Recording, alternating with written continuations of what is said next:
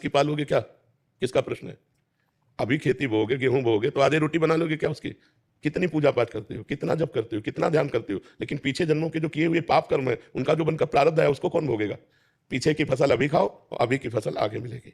संत महात्माओं की तुलना में तुम कितना भजन करते हो? तुम्हारे पास तो और भी कर्तव्य कर्म है और भी व्यवहार है, हमारे पास तो एक ही कर्तव्य कर्म है, केवल भजन। तो हमें भोगना पड़ रहा है, तो तुम्हें भोगना नहीं पड़ेगा। अगरबत्ती धूप बत्ती लगाती हो, इससे तुम्हें भगवान में अश्रद्धा हो जाती है, तो भगवान को नौकर समझा क्या? फिर अश्रद्धा क्यों? अश्रद्धा शब्द क्यों? श्रद्धा नहीं है, पर मेरा प्रश्न ये है कि जो आने वाली युवा पीढ़ी है, जो बच्चे हैं, जो देखते हैं, तो उनका विश्वास। हाँ, आने वाली युवा पीढ़ी गर्लफ्रेंड बनावे, बॉयफ्रेंड बनावे, जहर जैसे व्यसन करे, गंदे आचरण करे, भगवान पर श्रद्धा करे, तो नरक जाओ, दुर्गति भोगो। अगरबत्ती लगाने से हमारा प्रारब्ध बदल जाएगा? इतनी बड़ी तपस्या है, पाप किए हो तूफान जैसा, पहाड़ जैसा, और अगरबत्ती के धुआं से पहाड़ उड़ाना चाहती है, उड़ जाएगा क्या?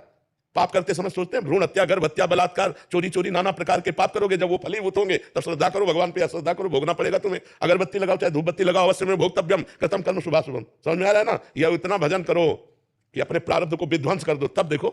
अरे 2-4 माला घुमा लिए, अगरबत्ती लगा, धूप बत्ती है, भगवान को धूप बत्ती चाहिए, भगवान को अगरबत्ती चाहिए, तुम्हारे अच्छे आचरण होने चाहिए। वर्तमान में अच्छे आचरण नहीं है, ईमानदारी से बोलो, जितने लोग बैठे हो इस जन्म में अगर तुमको न्यायाधीश तुम्हारे कर्मों का आचरण का बना दिया जाए तो तुम कितना अपने को दंड दे सकते हो?